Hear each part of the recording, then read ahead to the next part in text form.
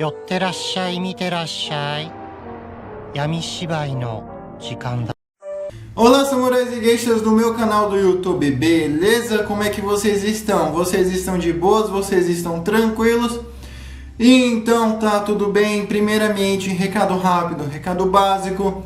Segue lá no Insta, eu faço votação para ver qual vídeo vocês querem. E entre Laos e Singapura, Laos ganhou.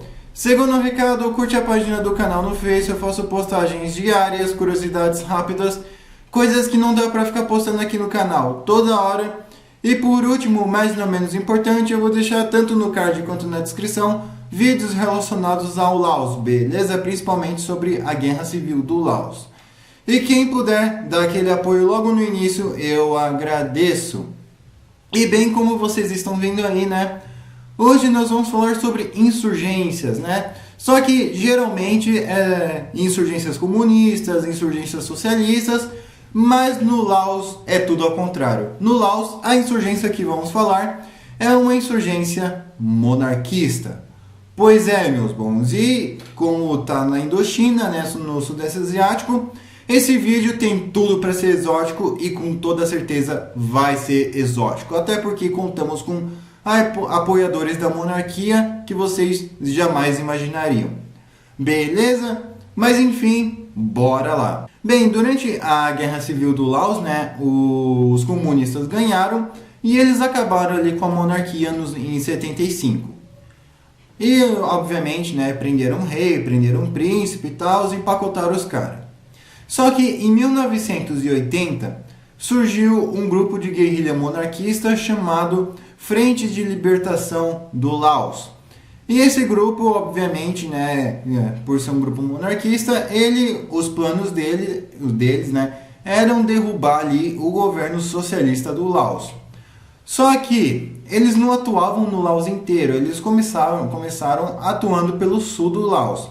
E já em 1982, eles até que conseguiram formar um governo monarquista, eles até que conseguiram restaurar basicamente a monarquia ali no sul do Laos, né? Ter um governo monarca. Só que não durou muito tempo, né, para que o governo do Laos intensificasse os ataques ali no sul e expulsasse esse governo monarquista. Porém, esse governo monarquista ele acabou pegando exílio em Bangkok, na Tailândia, né? E vocês devem estar pensando, tá, beleza. Mas quem apoiava esses monarquistas? Afinal, os americanos se mandaram. Nesse tempo, não tinha muita gente ali no Sudeste Asiático que compactuava com a monarquia, fora a Tailândia. Aí vem o plot twist, meus consagrados. Aí vem o plot twist. Um dos que apoiavam, né, essa guerrilha monarca, essa guerrilha monarquista, era a China, sim, a China comunista, e por incrível que pareça, o Khmer Vermelho. Ué, mas por que esses dois grupos apoiavam uma guerrilha monarquista? Eles não são comunistas, socialistas, principalmente o Khmer Vermelho, meu Deus! Então, só que tem o seguinte problema.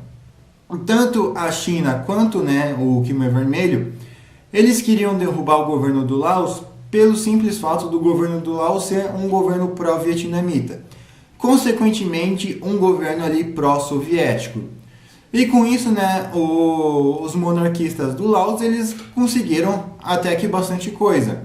Eles conseguiram pegar armamentos dos vietnamitas e fazer uma contraofensiva no norte do Laos.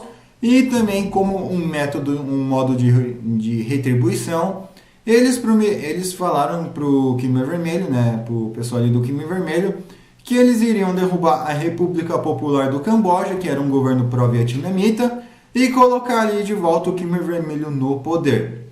Mas isso não deu certo. E com isso, né, o Laos ele acabou emitindo uma nota, né, falando que a China era um camarada traidor e inimigo do povo do Laos. Né, e as relações entre Laos e China não ficaram muito bem. E, né, durante os anos 90, né, já adiantando aí para os anos 90, essa guerrilha monarquista chegou até 3 mil pessoas.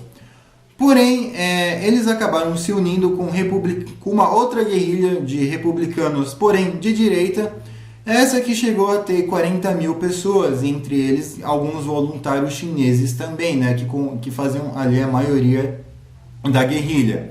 Não eram bem chineses, né, eram descendentes de chineses ali que eram do Laos, né, então tipo, eles já vieram ali de outra China, então provavelmente eles poderiam assim compactuar com outra ideologia. E bem, não bastando só os republicanos de direita, né, e os monarquistas, um outro grupo ali também que era perseguido no Laos, os Hamogs, né, eles começaram a combater ao lado dos monarquistas.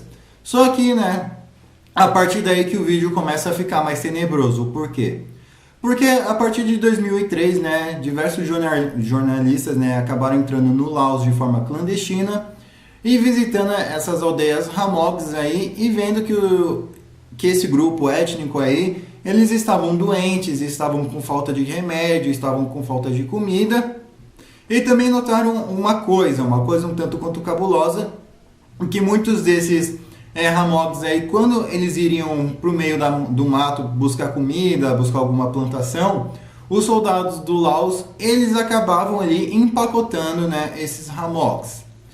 Em 2005, né, um grupo de Hamogs, junto com ex-soldados americanos, né, que queriam algum tipo de ação, eles estavam planejando um ataque no Laos, um ataque total, uma operação que visava empacotar a maioria das pessoas do Laos e zerar todo o governo para poder restaurar a monarquia do Laos e, consequentemente, né, retomar o poder ali do reino do Laos. Só que, né, obviamente, isso acabou não dando certo. E já em 2008, né, o governo do Laos ele começou a oferecer dinheiro para seus cidadãos, né, para o pessoal ali, que para cada Hamog empacotado eles iriam dar um troco ali.